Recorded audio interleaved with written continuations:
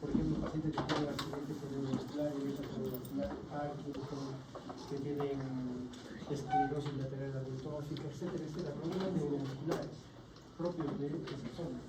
Y los esofágicos son múltiples, ¿no? Dentro de ellos tenemos el cáncer de esófago, atalasia, tenemos cuerpos extraños, tenemos membranas como el Plummer Vinson, anillos como la Tescaski, las enfermedades benignas posterior a una enfermedad. Hay muchas causas por las cuales uno presenta disfunción. Los cuerpos extraños son una causa muy frecuente. Justo ahorita me llamó de la agencia del hospital del área de referencia, es un niño que se atoró con una moneda dentro del esófago. Entonces es muy común encontrar en niños por accidente, ¿ya?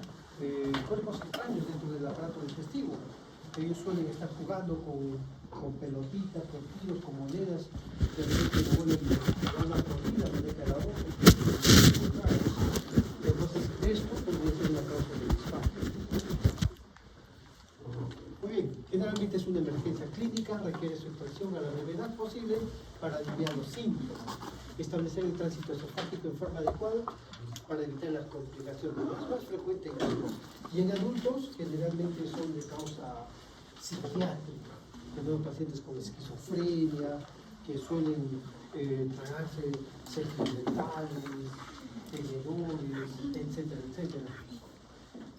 Para esto recordemos los sitios posibles donde se puede impactar un cuerpo extraño. Anatómicamente el esófago es un órgano tubular muscular que va de arriba hacia abajo, de derecha a izquierda y de delante hacia atrás. En este trayecto tenemos estrecheces fisiológicas. Una de ellas es el esfínter esofágico superior, dado básicamente por el músculo faríngeo. Luego tenemos el callado de la aorta que comprime esa zona, el bronquio principal del lado izquierdo.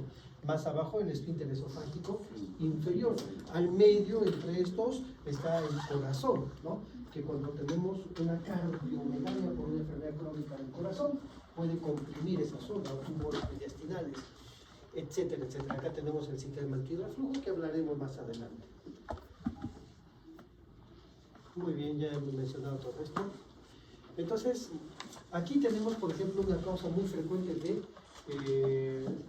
de impactación por cualquier cuerpo extraño que vaya uno a digerir. Un trozo de carne, por ejemplo, se puede quedar atorado en esta estructura fibrosa que forma un anillo, se llama anillo de Schwarzkopf. Este anillo fibroso en el esófago se desarrolla a partir de una enfermedad por reflujo gastroesofágico, ¿no? Existen otras causas, las membranas, acá vemos una membrana en este estudio radiológico, las membranas, por ejemplo, del Plummer Vinson, los divertículos. Dentro de los divertículos, acá vemos el síndrome del Plummer Vinson, por ejemplo, donde hay una membrana esofágica en el contexto de un paciente con anemia por deficiencia de hierro. Acá tenemos los famosos divertículos esofágicos. El más famoso es el divertículo de Zenker. El divertículo de Zenker es un divertículo localizado en el extremo superior y en la cara posterior del esófago, en un espacio llamado triángulo de Killian. ¿Ya? Este espacio anatómicamente está dado por los broncofaringios y el músculo faríngeo. Tiene la forma triangular y ahí es una zona débil donde por pulsión el paciente empieza a desarrollar una bolsita hacia la cara posterior en forma de divertículo. Este es el famoso divertículo de Zenker, por pregunta del examen. El divertículo de Zenker suele dar halitosis, reflujo, puede dar disfagia, etcétera, etcétera. Otros divertículos tenemos a nivel del esófago. Este, por ejemplo, es un divertículo esofágico y este otro en el tercio inferior, generalmente por procesos infecciosos como la tuberculosis, entre otros. Tenemos también casos de estenosis. Las estenosis pépticas secundarias a la enfermedad por reflujo. Recuerden que cualquier causa que altere la anatomía del esfínter esofágico inferior, por ejemplo, una hernia yatal, etcétera, hace que el ácido clorhídrico del estómago suba hacia el esófago y puede lastimar la mucosa, dando inicialmente una esofagitis. Posteriormente genera úlceras. Las úlceras esofágicas tienden a cicatrizar. Al retraer suelen estenosar la luz y pueden darnos estenosis de esófago. Y clínicamente el paciente va a tener disfagia, lógicamente, primero a sólidos, luego a líquidos.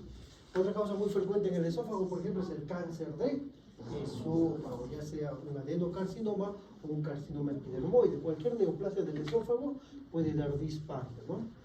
Entonces, en este contexto, cualquier persona que padezca estas enfermedades, al tragar un pedazo de carne suele atorarse, ¿no? Y puede ser una causa de disfagia por cuerpos extraños. La mayoría de los cuerpos extraños que pasan al estómago son eliminados espontáneamente, a menos que tengan diámetros muy grandes o sean rígidos largos, como estos de acá. Hemos visto casos en el hospital de pacientes psiquiátricos que han ingerido cepillos dentales, por alguna razón, cucharas, ¿no? Fijadores de pelo, monedas grandes, ya que pueden ser extraídos por vía endoscópica. En los niños pequeñitos, ¿no? Por ejemplo, el caso de una niña que reclamaba, ¿no? Un niño reclamaba y le decía a su mamá, mamá, no hay la cabeza de mi robot, no tenía un transformer y sin cabeza.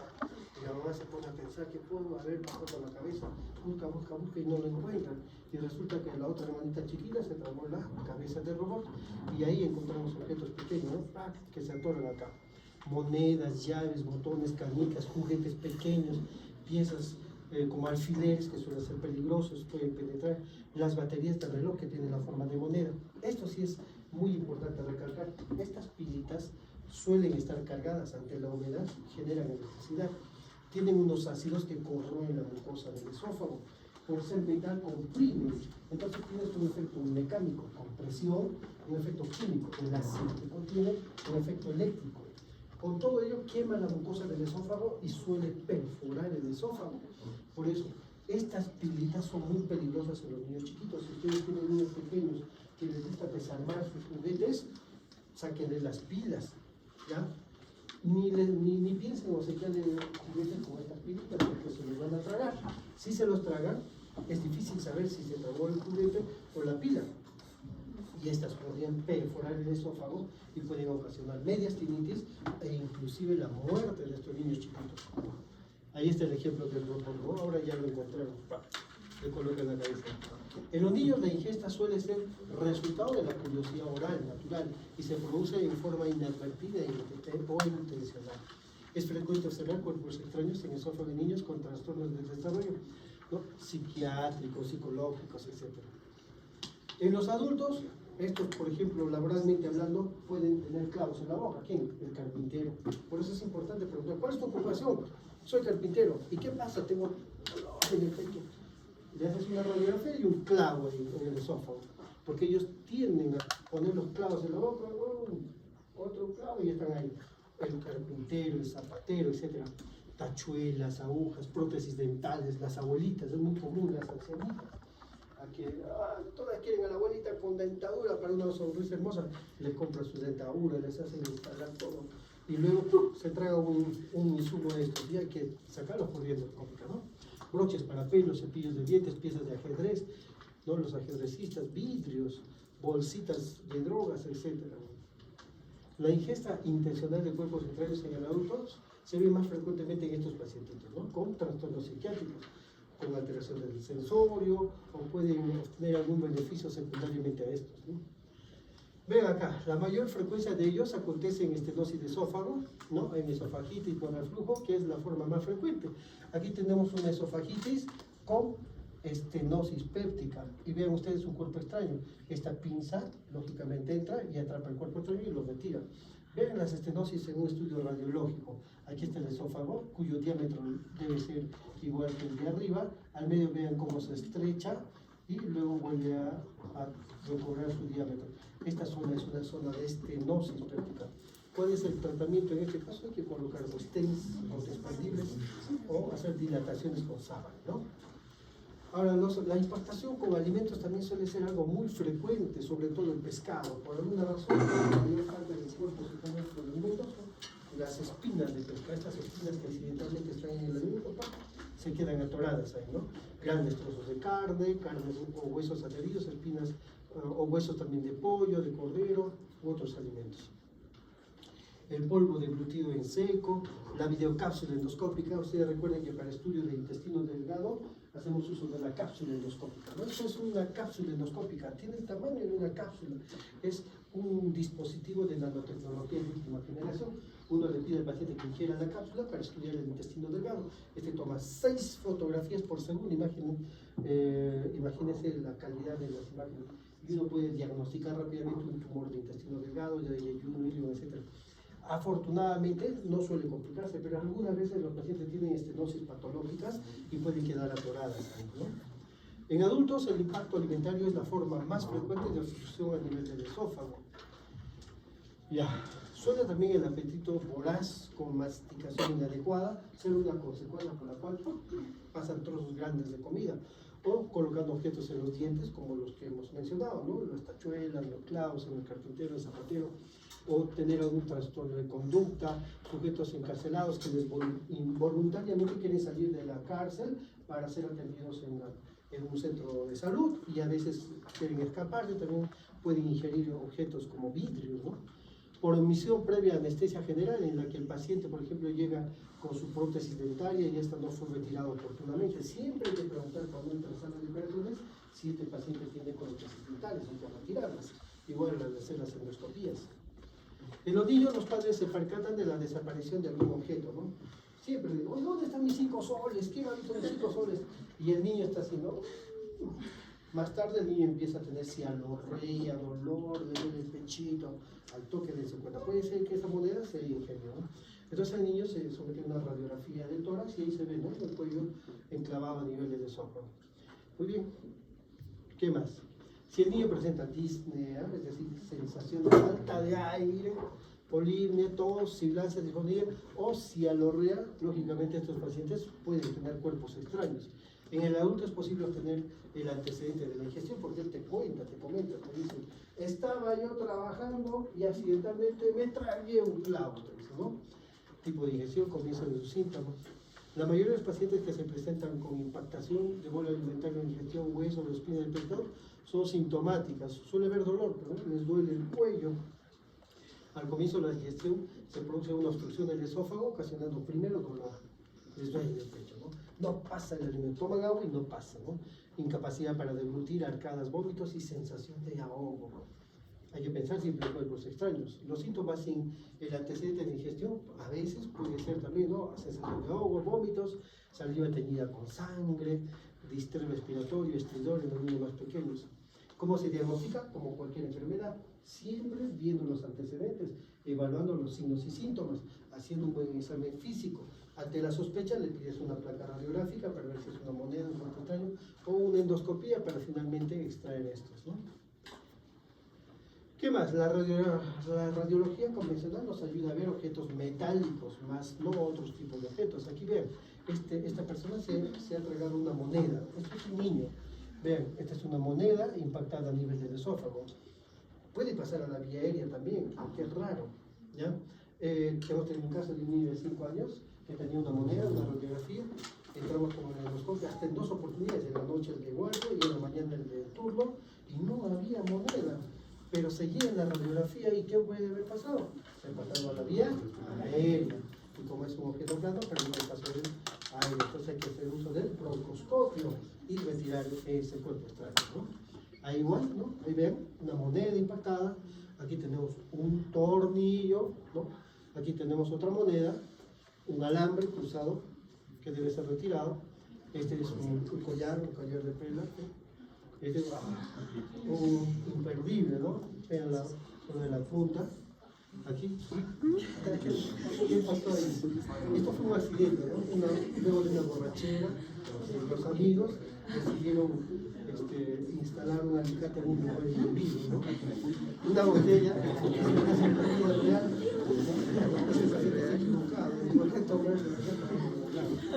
un cochecito, un carrito, otra botella. El alambre que drogas, las mujeres, modelos, les introducen bolsitas de cocaína, les toman las placas radiográficas y se ve ahí, ¿no?, cuerpos extraños en el digestivo. ¿Sí? Esto es intencional, un paciente psiquiátrico, si tiene varios alquileres. Esto ya pues lógico, ¿no?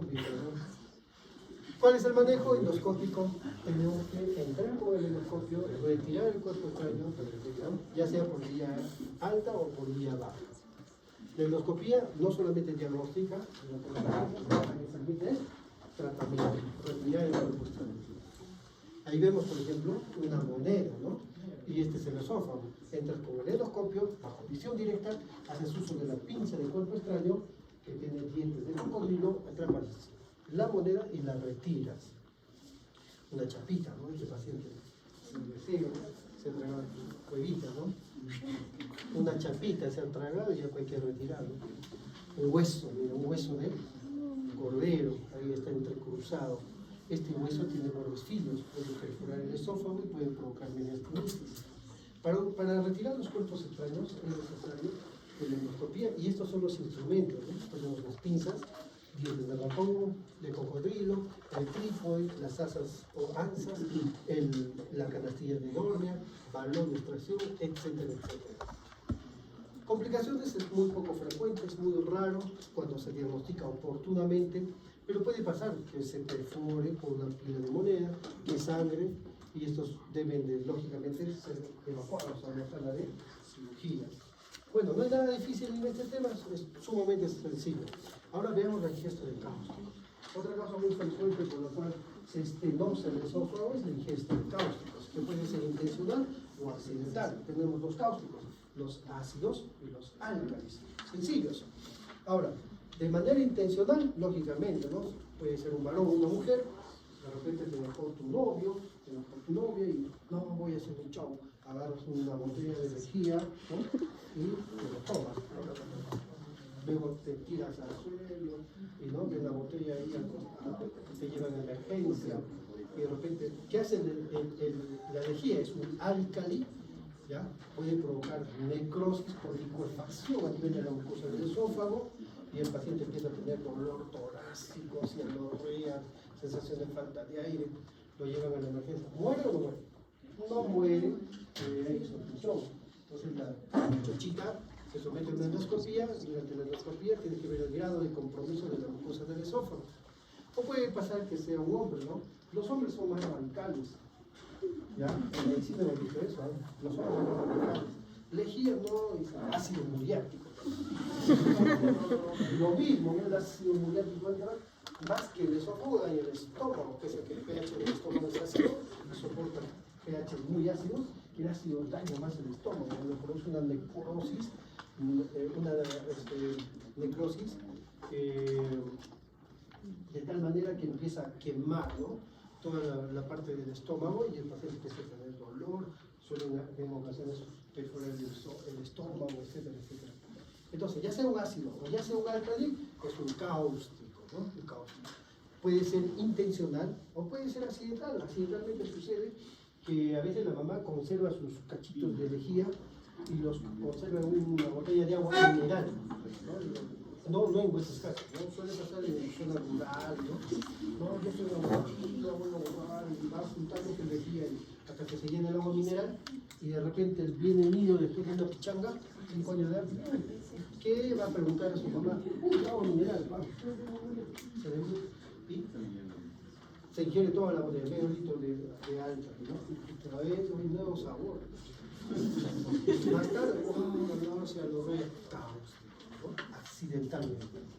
Vean ustedes qué puede ocasionar, o el ácido o el álcali, una inflamación de la mucosa del esófago.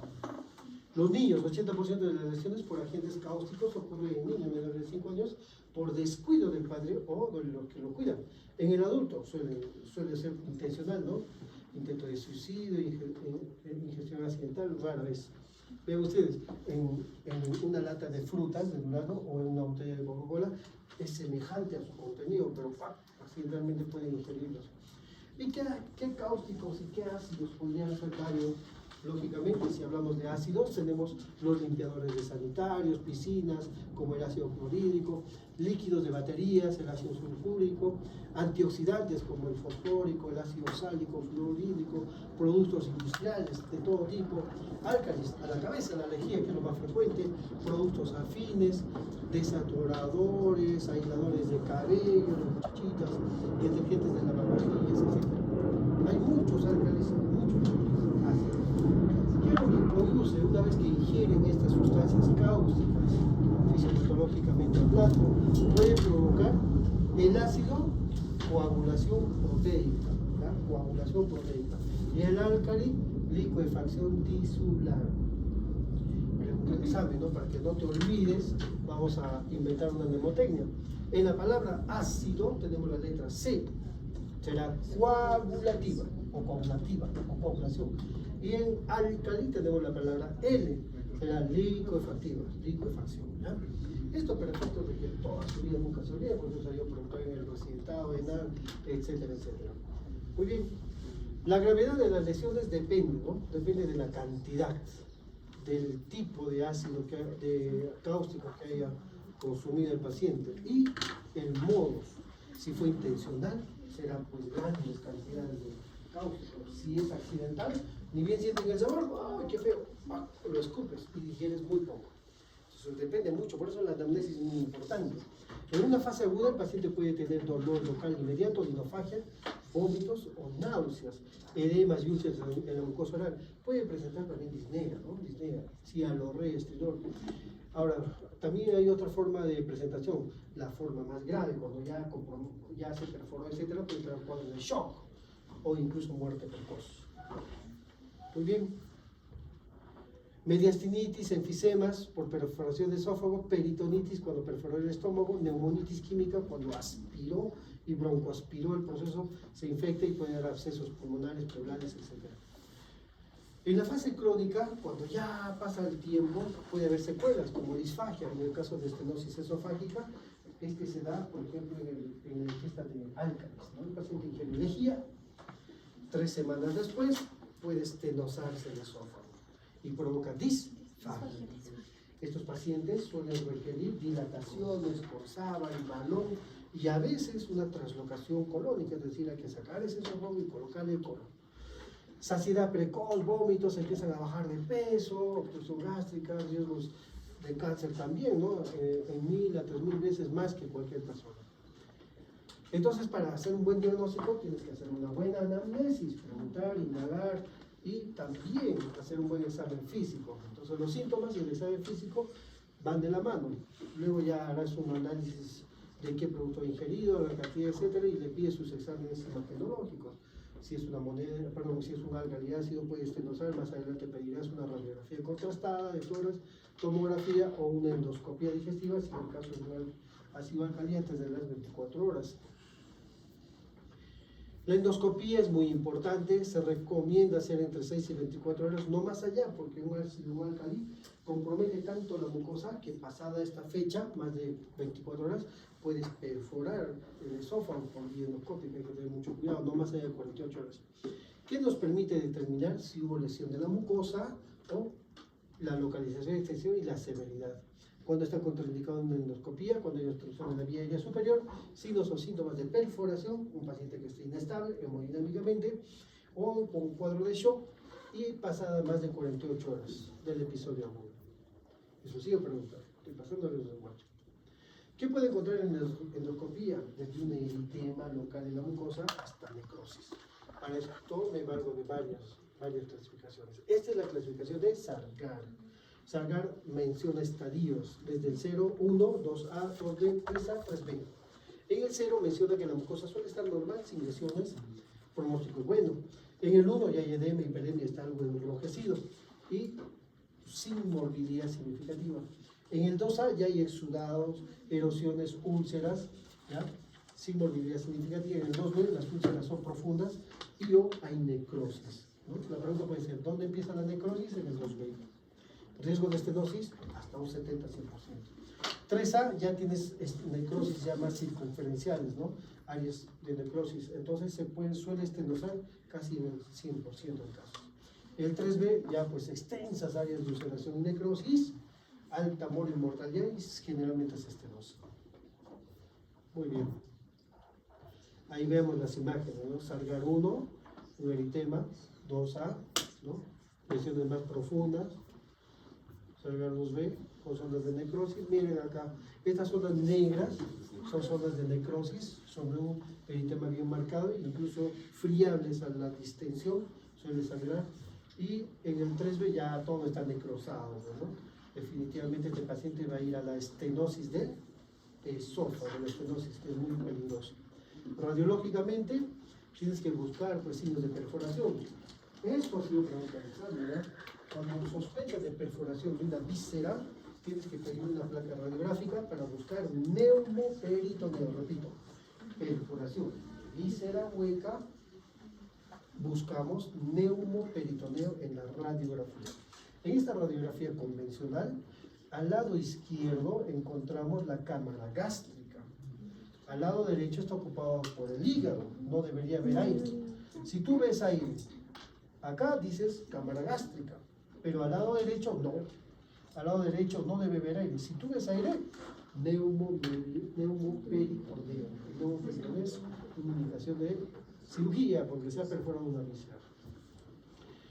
Bueno, acá tenemos una radiografía de tórax donde vemos aire que está disecando las paredes del mediastino, miren alrededor del corazón. Neumomediastino. También es un signo de perforación de víscera en tórax, ¿no? Acá vemos un esófago contrastado, igual un estudio radiológico del esófago, y más adelante la estenosis. Empieza a estenosarse 3 semanas después. Miren cómo queda el esófago. 3 semanas después, el paciente empezará a manifestar disfagia, tanto sólidos como líquidos. ¿Cuál es el tratamiento? Medidas generales. Hay que prestar especial atención al aspecto hemodinámico y respiratorio del paciente en fase aguda. En ocasiones suele intubarse endotraquealmente de ser necesario para proteger la vía aérea. Infusiones de fluidoterapia endovenosa, cloruro, nada por vía oral al principio. La sonda nasogástrica es controversial, a veces se usa, a veces no. Corticoides y antibiótico profilaxis también, a veces se usa y a veces no, dependiendo de la gravedad. Nutrición, si no está pasando la comida, puede requerir nutrición parenteral total, endovenoso, o enteral en caso no sea grave, o yeyunostomía. Contraindicado el lavado gástrico. Si el ácido o el álcali ingresa dañando la vía digestiva, si le provocas el vómito, va a dañar de regreso también, ¿no es cierto? Entonces está contraindicado el lavado gástrico, inducción al vómito, tampoco le den carbohidratos, purgantes, nada de eso. Eso es importante, ¿eh? Porque hemos visto casos de cervistas que les inducen al vómito. Ha ingerido ácido muriático, vómito. Ya hizo daño, otra vez vuelve a hacer daño, entonces ya se complica el paciente. Las dilataciones se dan cuando el paciente ya presentó estenosis, ¿no? 3 semanas después presenta disfagia, entonces hay que usar los dilatadores de Savary o bujías de Savary, los balones de dilatación, ¿ya? Periódicamente y en ocasiones corticoides. Ven un pequeñín, un niño que accidentalmente fue cáustico. 3 semanas después presentó disfagia, se hace su examen, tiene una estenosis y ahora se somete a dilataciones. Este dispositivo es un dilatador de Savary, ¿ya?